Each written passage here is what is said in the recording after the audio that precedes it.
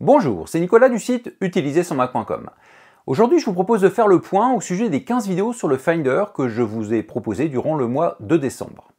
Nous allons en fait prioriser les tâches que vous devez effectuer et je vais vous donner mon ressenti sur ce défi d'une vidéo par jour que je me suis fixé en début de mois. Toutefois, avant de commencer, si vous visionnez cette vidéo le jour de sa sortie, eh bien nous sommes le 25 décembre. Donc, joyeux Noël! Et de façon générale, je vous souhaite d'excellentes fêtes de fin d'année. Beaucoup d'entre vous me l'ont souhaité via des messages ou des emails, or je ne leur ai pas répondu par manque de temps. Donc cette vidéo sert également à cela. Et avant de rentrer dans le vif du sujet, la traditionnelle autopromo, abonnez-vous à la newsletter de mon site, je rappelle que c'est gratuit et que ça vous donne accès à des conseils exclusifs. Le lien est en haut à droite de cet écran, ainsi que dans la description de la vidéo. Maintenant que vous êtes tous abonnés à ma newsletter, sans exception, on va revenir au sujet du jour. Je fais donc le point sur mon défi de décembre, 15 vidéos pour utiliser votre Mac plus rapidement. Ces 15 vidéos, une vidéo par jour, étaient dédiées au Finder et dans certains cas à ce qu'il y a autour. Pour commencer, je vous remercie pour l'accueil que vous avez fait à ces vidéos. Visiblement, beaucoup d'entre vous ont été ravis de les suivre.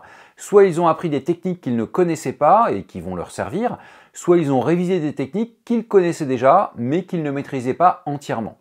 Quoi qu'il en soit, je le redis, merci pour l'accueil que vous leur avez fait. De mon côté, je suis super content d'avoir pu tenir la cadence. Je vous avouerai que l'une des raisons pour lesquelles j'ai décidé de me lancer ce défi, c'est de voir si j'arrivais à sortir autant de vidéos en si peu de temps. Au final, les 5 de la semaine plus celle du week-end, ça a fait 19 vidéos sur les 22 premiers jours du mois. Je vous avouerai que je n'ai pas eu trop de vie privée pendant ces 3 semaines, mais j'ai réussi à sortir chacune de ces vidéos en temps et en heure. Alors certes, elles ont été moins peaufinées que ce que j'aurais souhaité, mais le but c'est qu'elles soient sorties à temps, tout en remplissant leur objectif. Vous expliquer de manière claire comment gagner du temps en utilisant votre Mac. Comme je ne souhaite pas réaliser une vidéo trop longue, je vais tout de suite prioriser les actions que je vous ai montrées dans mes vidéos sur le Finder. Ces vidéos sont ici. Alors, si vous n'avez toujours pas vu ces 15 vidéos, déjà je ne comprends pas pourquoi vous êtes là. Et ensuite, vous mettez la vidéo d'aujourd'hui en pause et vous allez tout de suite les voir. Je rajoute le lien vers la première vidéo en haut à droite de mon écran ainsi que dans la description de la vidéo actuelle. Allez-y tout de suite. À la fin de chaque vidéo, vous trouverez un lien vers la suivante, car évidemment, il faut la première fois les étudier dans l'ordre. Bon, je considère que vous les avez toutes vues. Alors autant il faut absolument les voir dans l'ordre la première fois, autant vous n'allez pas utiliser de la même manière ce que je vous apprends dans ces 15 vidéos. Pour commencer, vous avez ce que j'appellerais les paramétrages. Ils sont à mes yeux indispensables. Pour être franc, j'ai rarement l'habitude de dire c'est comme ça et c'est pas autrement, mais je vais vous le dire aujourd'hui. Si vous ne vous occupez pas des vidéos que je mets en vert, si vous n'appliquez pas ce que je dis dedans, vous faites une grave erreur.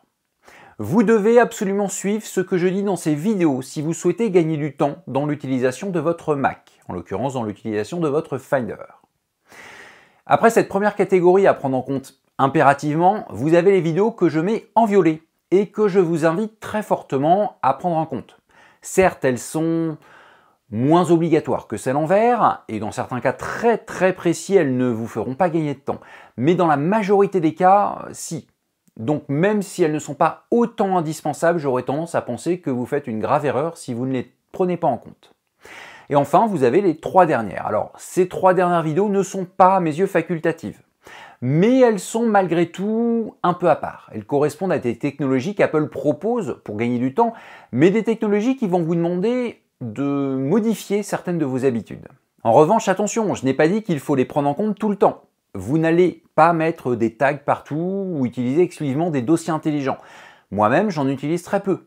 Mais lorsque je les utilise, ils me rendent de très grands services. Quoi qu'il en soit, toutes ces vidéos, ces 15 vidéos, doivent être considérées comme importantes.